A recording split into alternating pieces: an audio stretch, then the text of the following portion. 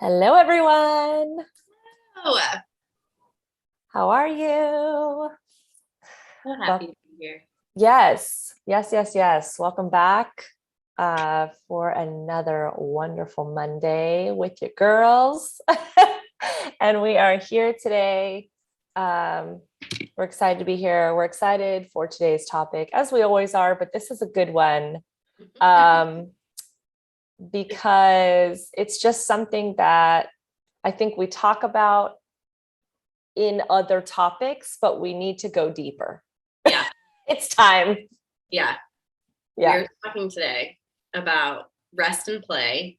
I think especially this is a point in the year where many people probably started off the year with some like pretty intense goals. Mhm. And we're going to like grab this year by the horns and just really threw themselves full in without fully accounting for or allowing space for rest and play. And so, especially since we're speaking to entrepreneurs here who are in charge of their own schedule, oftentimes. Or so they think they are, but we're going to make sure they know they are.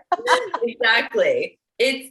You have, as an entrepreneur, you have a flexibility that somebody who's working a 9 to 5 or working for somebody else doesn't. Whether or not you use that to support you is a whole nother conversation. But for us, really investing in play and rest as an actual like business success tool sounds counterproductive, and it sounds like, how does that work? But that's what our goal is today. It's to share some information about how resting and creating time for play actually does boost your business, how we're sort of having to fight against the narrative to actually install rest and play into our days, and some concrete tips for doing that. So that's what we've got. Totally. We discuss a lot, in these trainings, but also in our academy about the having more by doing less concept. And this, as we know, is like the new model of entrepreneurship and how we're going to move forward in the future to avoid burnout and, sacrificing ourselves for success and all of these different things. And so this is as great as it is where people talk about work-life balance and, working smart, not hard. Nobody ever discusses how that's done. It's just this like mysterious concept that people like think no one. Right. It's trendy. So we say it, and nobody, I think a lot of people think that no one's really doing that. They're just saying they're doing that. Right. And I just don't think anyone's talking about of how to successfully execute those concepts. And as Maggie said, this is how we believe, and how we know for sure, because we've done the experiments in our own life and our own businesses, that you can excel and scale sustainably, as we say, but also just keep yourself going. By resting and playing, you're literally saying yes to yourself, and not feeling like, oh, well, I can't do that until this income bracket, or I can't do that until, and then it never happens. You just get stuck in the survival cycle. Yeah. So rest is not something that you need to earn. Play is boom. Say that louder for everyone in the back. Rest is not earned. You are worthy of rest now. And we're going to hopefully provide some pretty convincing statistics, not just from our own, not like anecdotally, but actual research that shows how essential rest is, and how it really, truly is, like, as much as you may not want to believe it or can't believe it, it really is beneficial. So let's just dive in here. I mean, even looking, so there have been research done, talking about two specific studies in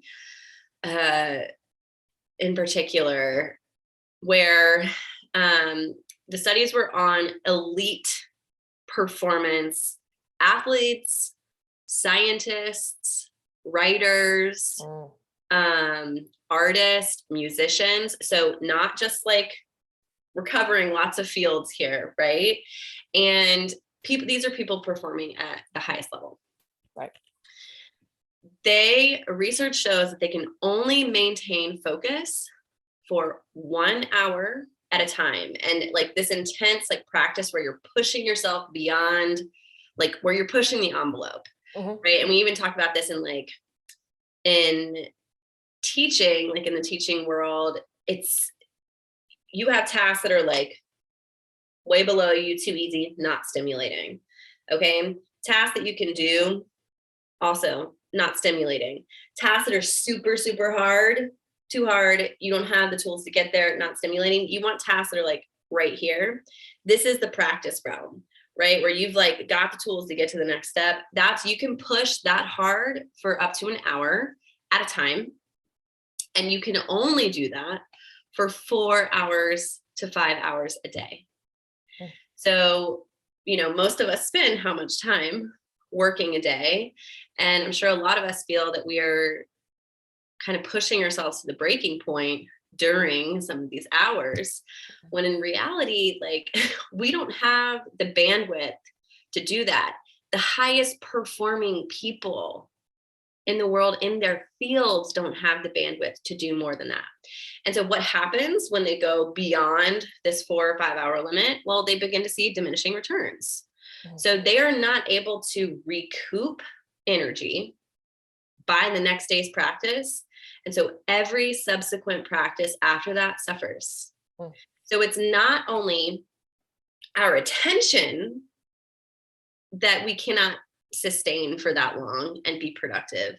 It is that by not allowing the appropriate amount of time to recoup resources and to engage in active rest. So their recouping is active rest, right? Instead of just like, okay, I'm done with today's work, I'm going to go sit on my ass on the couch and watch a TV show. They're doing things like a creative project that has nothing to do with work. They are going outside and going on a hike. They are playing with their kids. They are engaging in other activities that are cup filling for them. That is not just like, scrolling on their phones.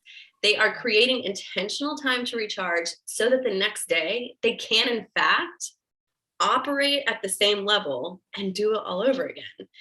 So when we do not rest and recharge, this is why, people don't do shit on Fridays. It's because you've drained all of your resources and have likely not given yourself enough balance during the week to restore so that you can actually be as productive on Friday as you were on Monday. Yeah. And I think also, because you were talking about a lot of athletes, and since that's the world I come from, we were actually just at a dance competition. And so my husband does all the digital media. Now I don't compete anymore, but when I was competing, the way that you recover, yes, obviously mentally you need to do an activity that is going to take you out of that. You need to do something completely different that feels restful. But body-wise, everyone in our industry at a very high level, they're doing multiple recovery techniques, whether it be sitting in some of those,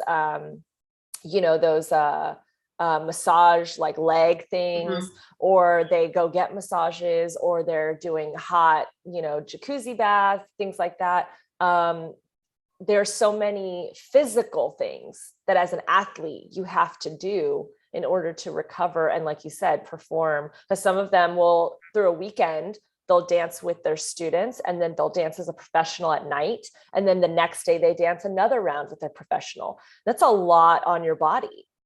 So between that, they're not going to go out and like heavy drinking, or they're not going to go like, that's not how they're going to recover. They're not going to go like run around the block. It's like, no, they need to rest their legs. Right. They need to go do something that's going to get a massage, do something, that's going to help them to perform again at the highest level. Well, and we got to start treating our minds like we treat our bodies. Right.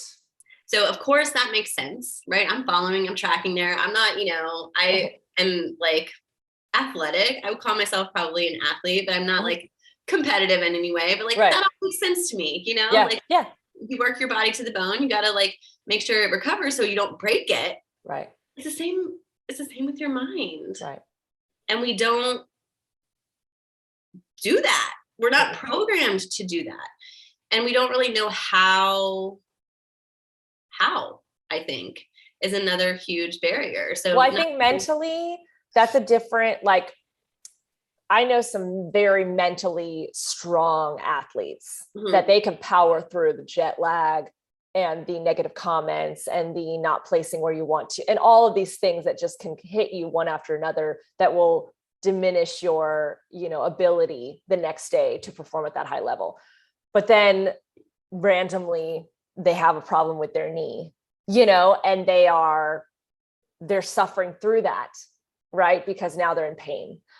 So they take something, or they do something, or they're taking some sort of shot or whatever to get through it, to hopefully not have to have surgery. But I think mentally now, because I think a lot of these people have not tested their mental. They're like, oh, I can get through the mental. And then now we've had a lot of things happen in life with pandemics and, you know, different things with traveling and dance being taken away from us, you know, and again, you see someone like Simone Biles, who mentally, she was just not there.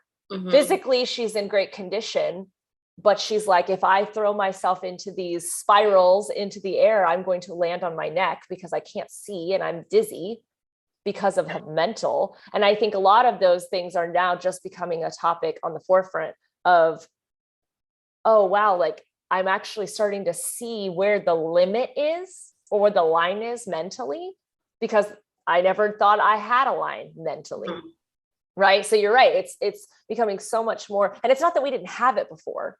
It's just that now we're just shining a light on it. And it's like, oh yeah, I've experienced that. Maybe that's what it means to be burnt out mentally, you know? And now it's like giving us permission to address it, to do something about it, and not having to keep pushing because we, you know, so I've seen a lot of dancers, especially coming back now that we're all back into it after the pandemic, that they're like, wow, I didn't realize once we were forced to not compete and not travel, how exhausted I was mentally, because a lot of them were still fine physically. And they're like, I got to get out there and dance. And so now when they are back into it every weekend competing, they get to the point where it's like, we're just not going to the next competition. They can choose. And if that affects our scores at the following one, we don't care because we need a rest weekend. So they're making much different intentional choices now than they did before, because they're realizing where the breaking point is and they don't want to hit that. Yep. Well, because once you hit it, you have to recover. That's it. Right. And so the best salve for this is to truly create practices and systems that intercept, like, right. So they did a study on vacations. So most people take 1 or 2 vacations a year. That's the average. Right. The positive impact of a vacation on a person lasts 1 week. Wow. So that's 1 week out of your entire year, plus the vacation week. 2 weeks you've got, right? To reap the benefits of that rest. Like it's not about total hours spent. It is consistency each day, giving yourself time to rest and recharge. And I think we've shared this before, but chronic stress happens when your ability to manage and process the stress that has arisen in the day is less than the stress that has arisen in the day.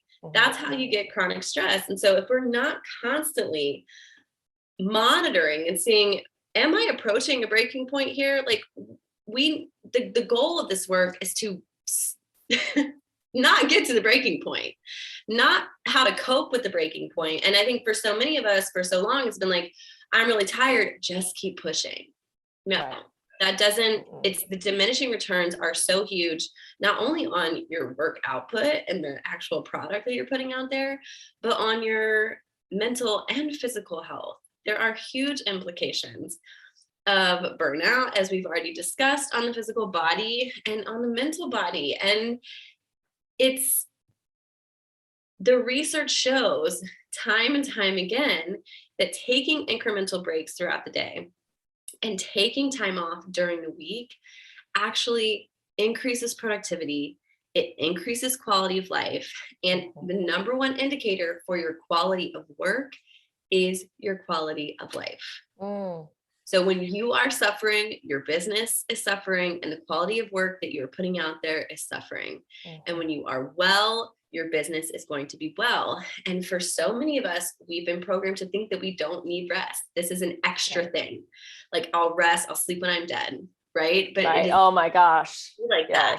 No. It's not like that. And again, we see in the data that a person, so I believe it was the New York Times, no, it wasn't the New York Times, it was at Harvard Business School.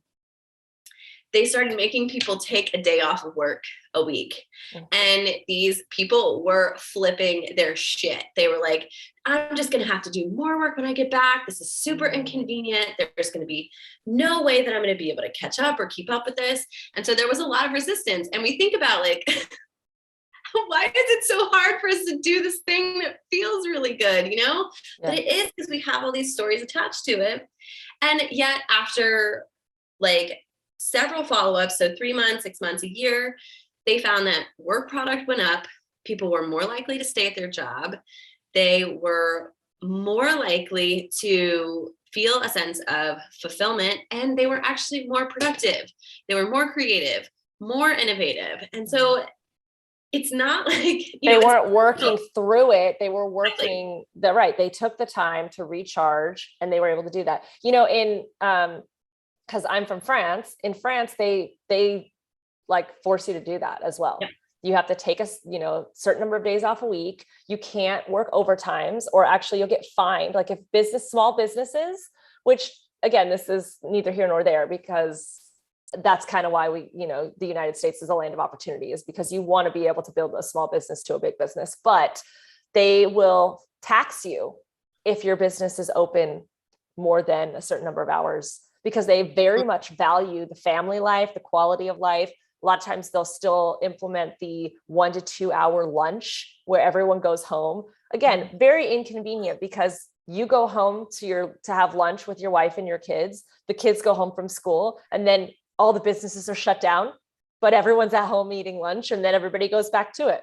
Right. So it's a lifestyle for everybody involved. But in the United States, everyone just is used to 24/7 service.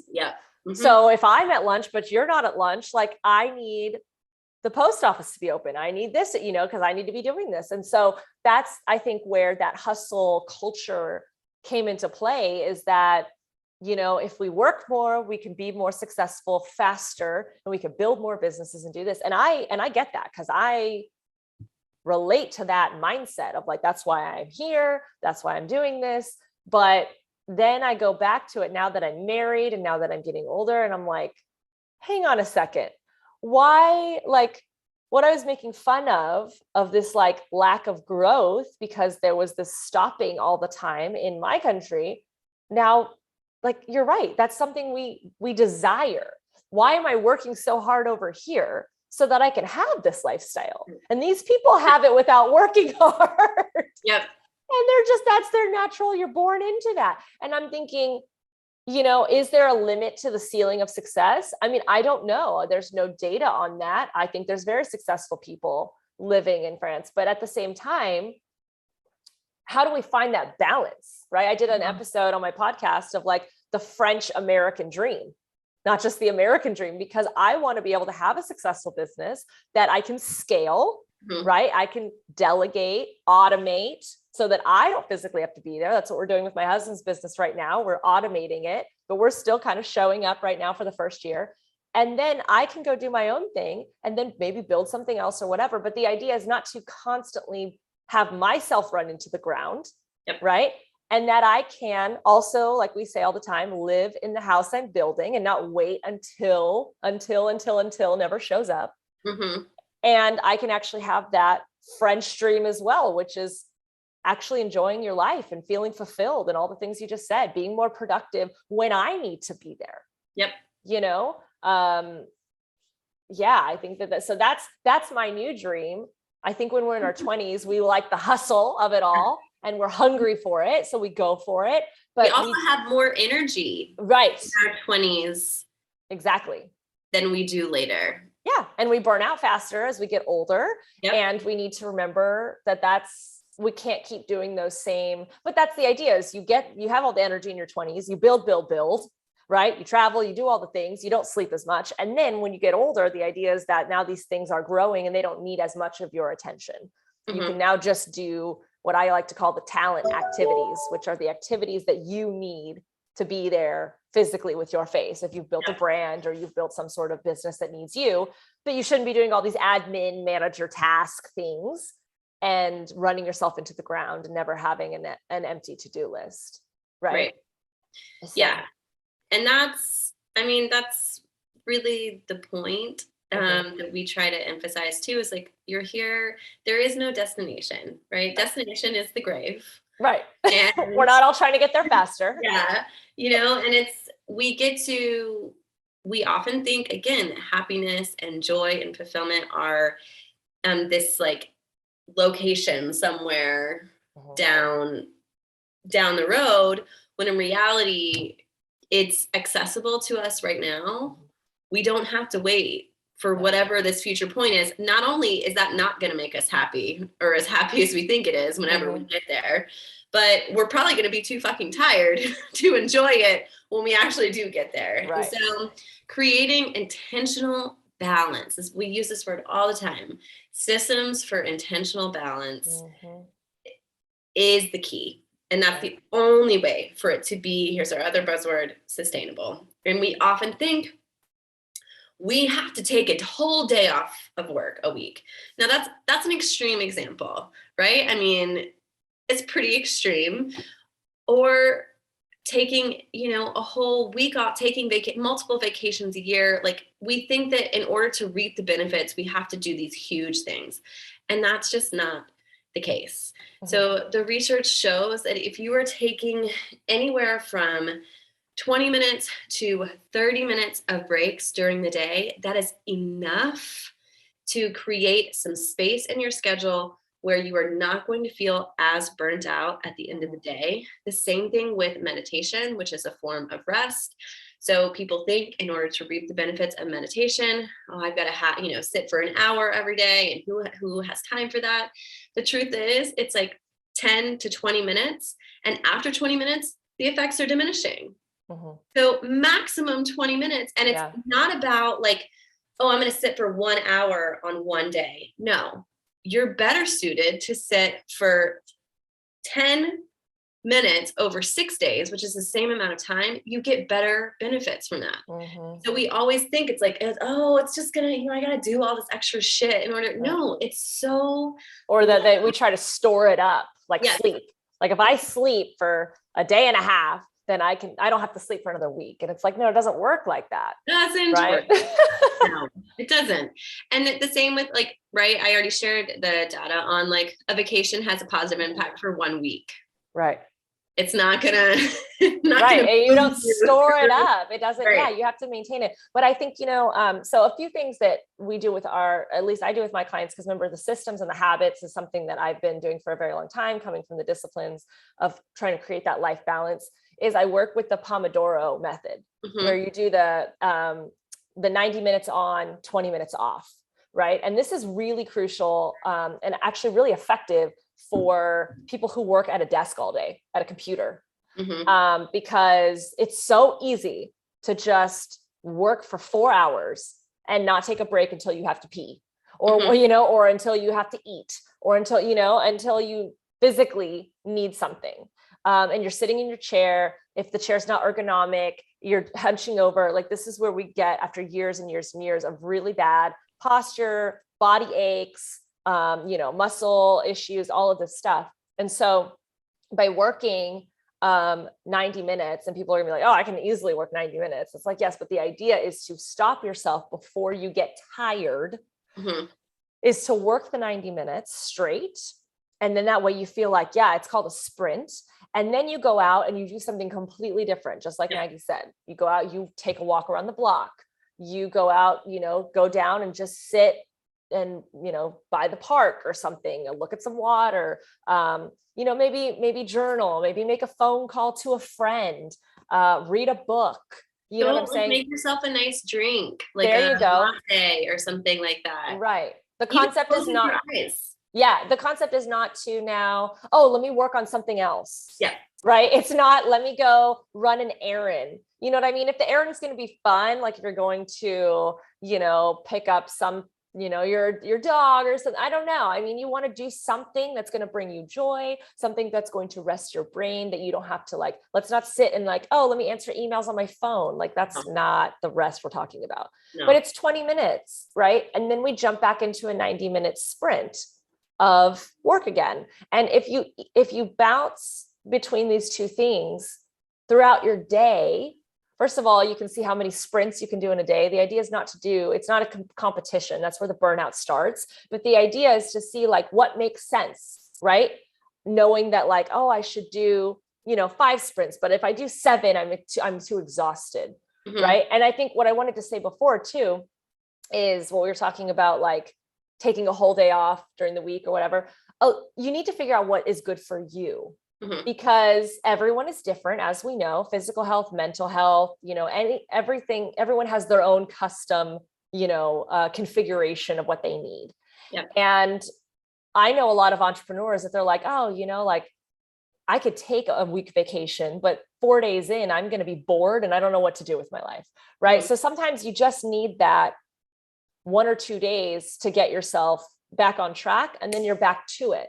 Mm-hmm. Now, the maintenance is what's important, because depending on your schedule, how you can take vacations, whatever you constitute a vacation, is the idea is you want to have breaks during your day. Like Maggie said, 10 minutes of meditation, right? Or recharging maybe half a day. If you and your spouse, that's what I would do. I would go based off my husband's schedule, because he worked outside of the house a lot more than I did. So when he would come home, be like, great, I'm going to stop. Now we're going to go to a movie, date night, grab a dinner or whatever. And so that way I'm completely out of work mode. Yep. Because I want to spend time with him, mm-hmm. and that's my fun time. So you have to intentionally schedule those times in and prioritize yourself, because if you don't, your to-do list, your schedule, other people, emails that need to be returned will prioritize, and they will take time sensitive center stage, and you will then choose them over yourself. Well, I'm not that tired, I can do this. Mm-hmm. That's not the idea. In fact, it's better that you take the break before you're tired. Yeah. So you don't get to that point of being tired, and then you can rally, you don't have to rally. Yep. Right. That's what I mean. And I'm saying this all from experience, because this is not something that even to this day, this weekend, there were moments where I was like, why am I pushing myself? Right? I ask myself all the time, do I physically need to be in this space? Is it going to change the game to have me physically there? Or do I need to rally for myself right now? Mm-hmm. And that's something that over the last few years, I've been asking myself more and more, because I've had to be more intentional about it. Otherwise, I just roll with what the schedule is. And I don't even think twice of well, yeah, of course I'm going to be there. It's oh, wait, we have a choice.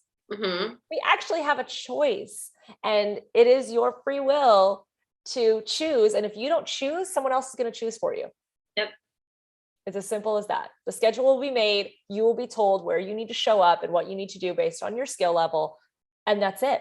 And you just roll with it. But you have to intentionally place those moments of rest and play into your day, into your weekend. And if you know there's going to be something busy ramping up, but how do we schedule that when you come back?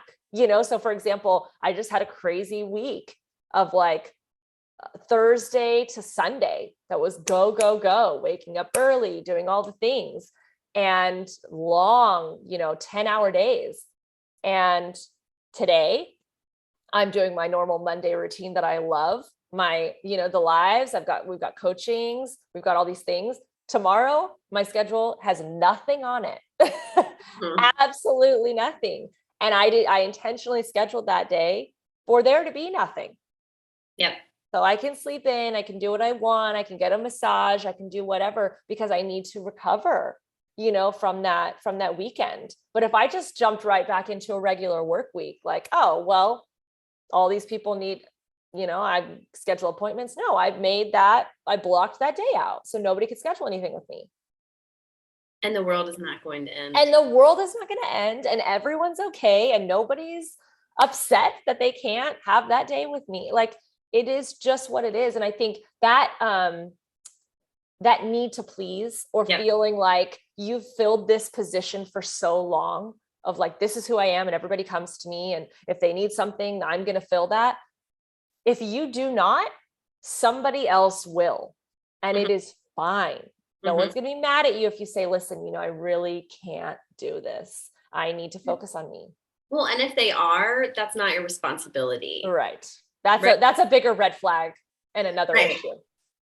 Choosing yourself, be cognizant of people's responses. If people are not okay with you choosing yourself, that's a little flag for you to pay attention to in that relationship. And I think, just pulling out the most critical piece with everything that we do, it's intentionality. You are not just by saying, oh, listening to this, okay, yeah, sure, I'd like to have more play and rest in my day.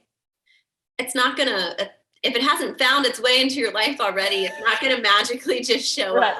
You're going to have to make intentional planning for it. And here's the thing, distraction is a killer of fun.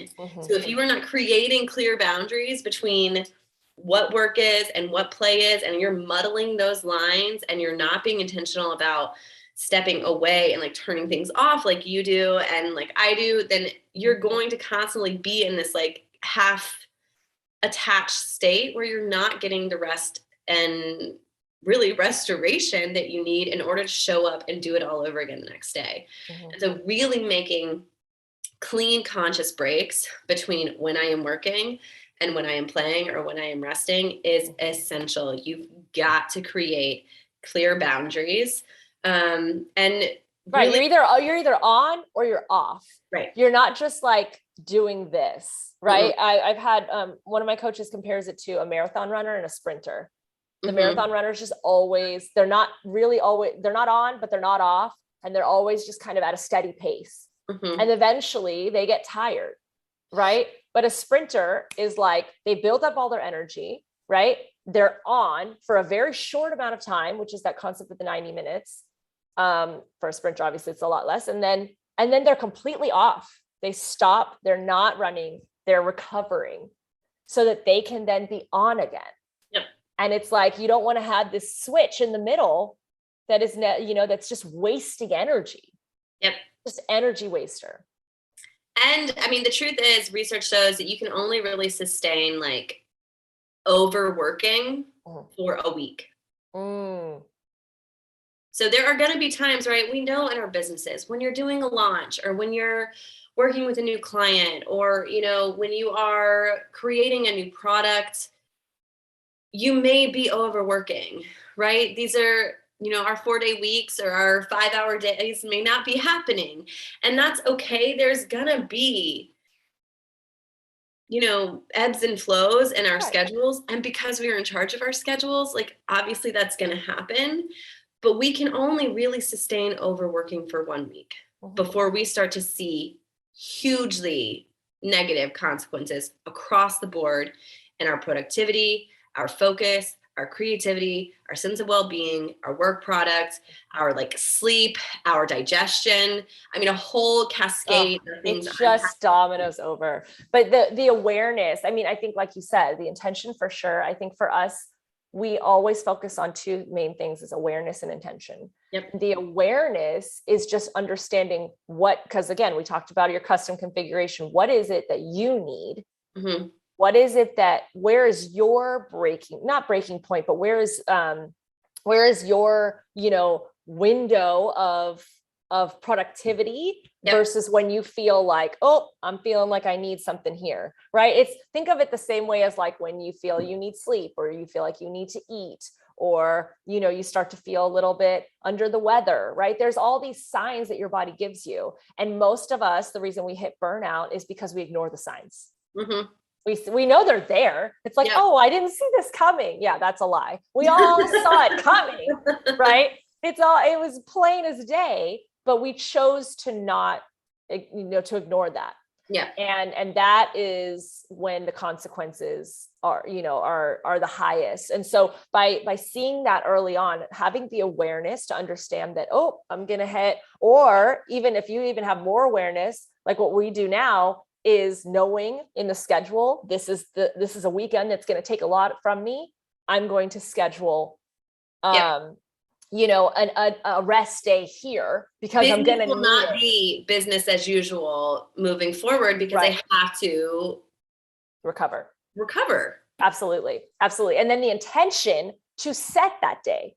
Yep. That's the thing, is you can't just say, oh, I'm aware that this is going to take a lot for me and I'm going to need a rest day or I'm going to be tired. And you do zero about it, right? Yep. No action step, no nothing. The intention is to put it in the calendar, set the day, make the massage appointment, do the things that once you show up, it's like, oh, I have a massage today. Like these are the things that you need to do, because otherwise your schedule will continue to fill itself up with more work activities and you won't be getting that play. So there's always going to be shit. Yeah, absolutely. The awareness needs to come with the action step, which is the intention to set some time for yourself. And to do it. Right. So sometimes this is something that can pop up too, is that people will be like, oh, I just didn't really feel like I needed to rest then. It's like, that's the point.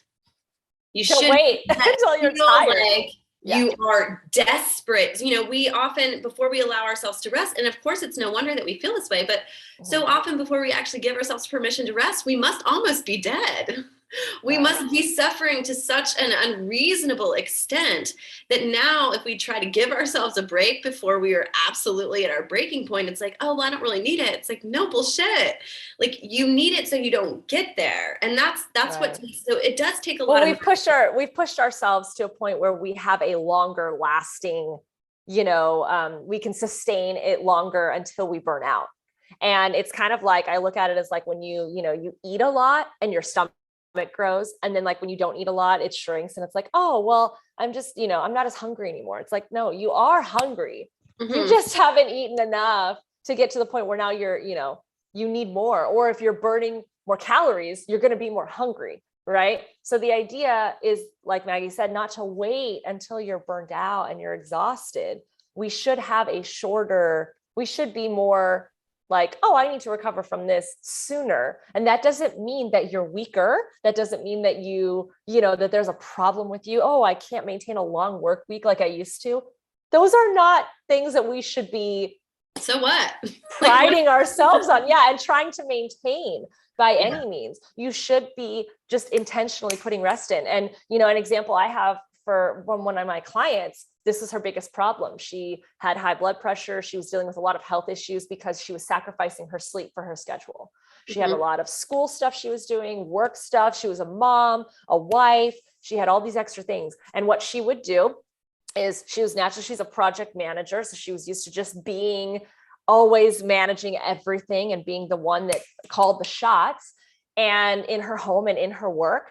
And then she would use her sleep time and get maybe 3-4 hours of sleep every night to, do her schoolwork, because that's when it was her time. And she just didn't see herself out of this cycle. There was no exit strategy for her at all. So we worked through her entire schedule. The first week we got her back 10 hours. We've talked about this in Time Freedom, but the idea is that she came to me and said, Christine, I will never, once we got to a point of recovering her from that, she said, she was getting now consistently no less than 7 hours of sleep every night. And she goes, I don't even know how I survived doing that. She goes, I will never be able to go back and do that, because now it's kind of like you've flown first class now. I don't want to fly coach, right? Yeah. Right. You've tasted the good life and you don't want to go back, right? Once you've tasted chocolate, you can't untaste chocolate. Yeah. And so the idea is that now she's gotten this sleep and she feels like a whole different person, that she's like, I don't even remember I can't even imagine doing that now, and actually like getting through a day with 3 hours of sleep. And I'm like, right, I don't know how you were doing it either, because I can't imagine doing that myself. And so you need to slowly build yourself up to that, to a point where it's almost like reverse engineering, right? Because we start our life that way, and then we fill our life with things and activities and responsibilities and stuff like that. So we need to pull things out, the concept of essentialism, unlearning, right? And removing things.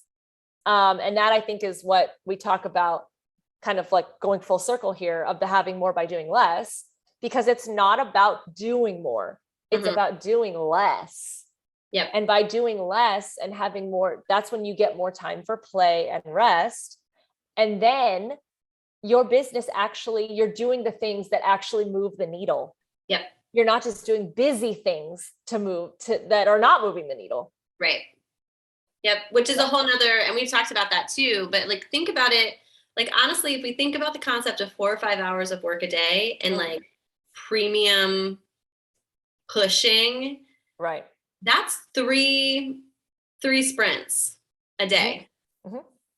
Can you imagine getting all of your work done in 3 sprints a day? And this is not like a fairy tale. This is absolutely possible, because when you are taking consistent breaks, you come back with more focus. Our brains are not wired to stay focused for extensive periods of time.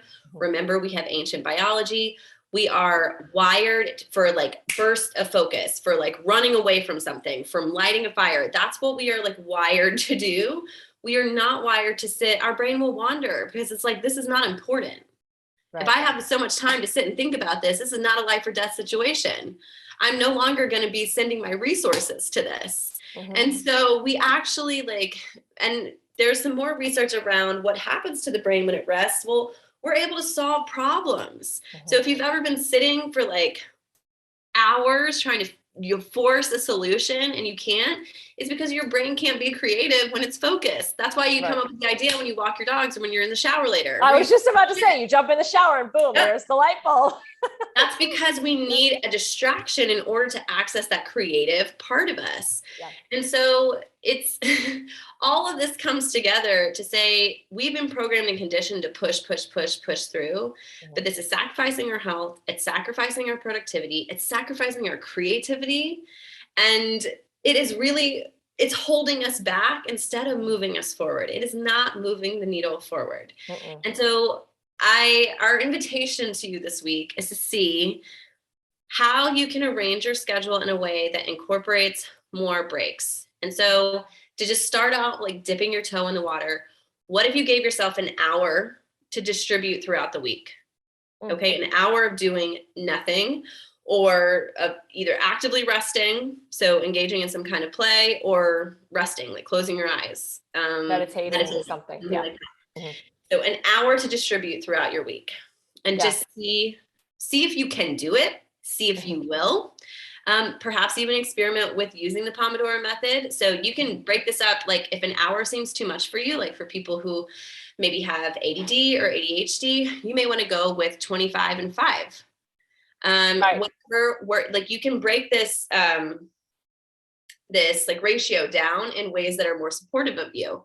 But really begin to consciously schedule in this time and make yourself take it, even if you feel like you don't need it in the moment.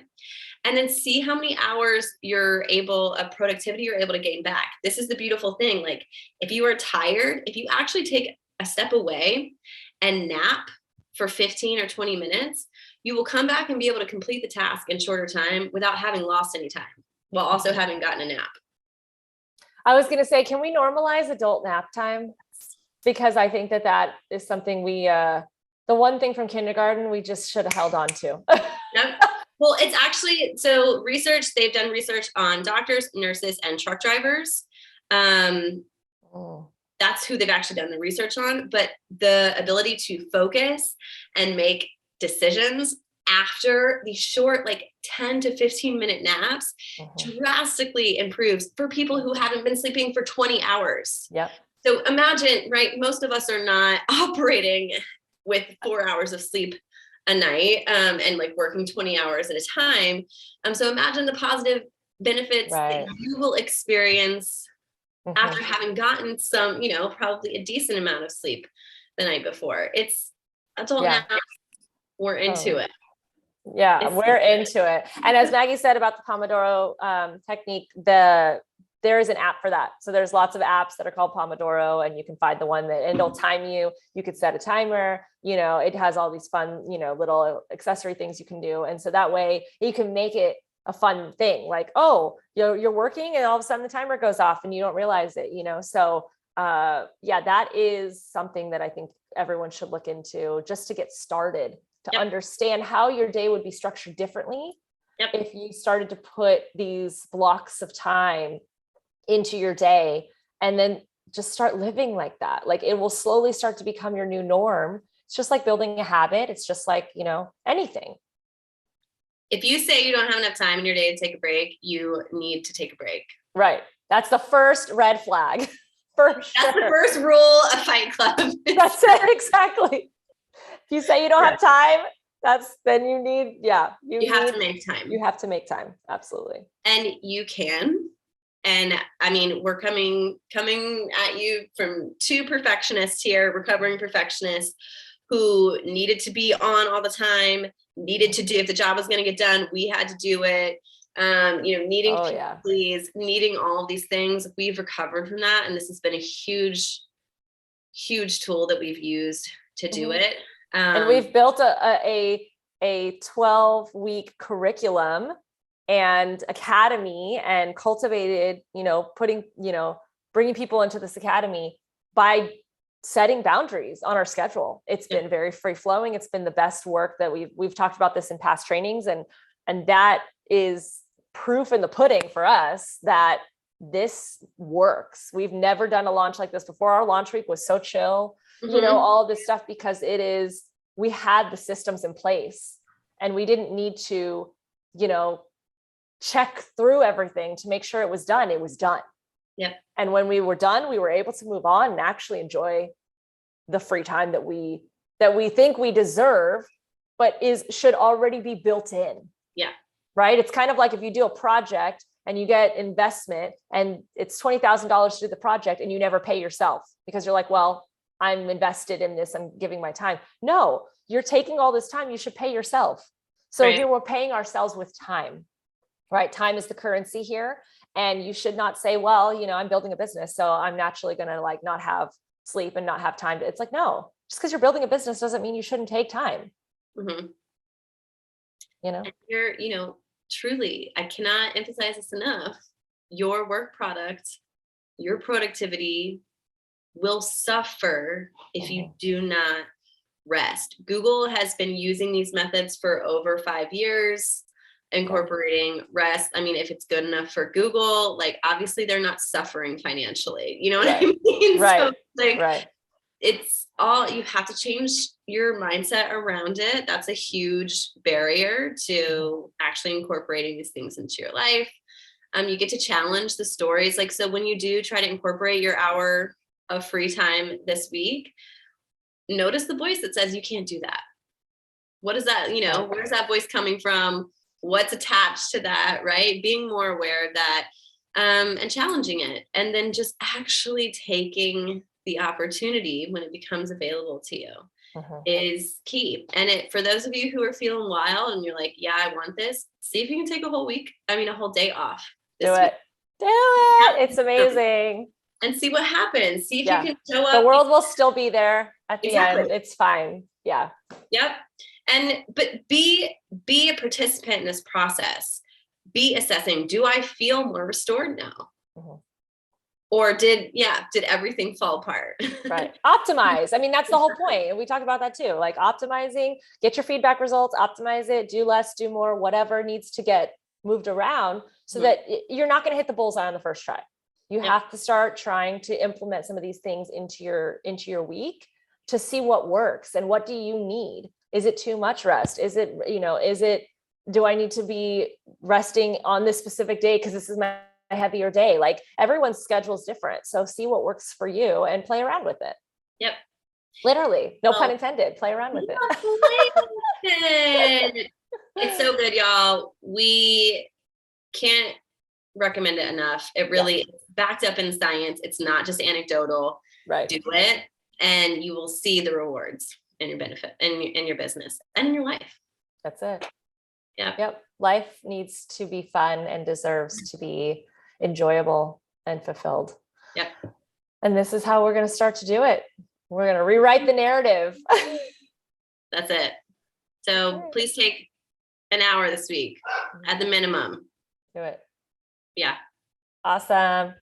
Love you guys. We'll see you next week. Bye.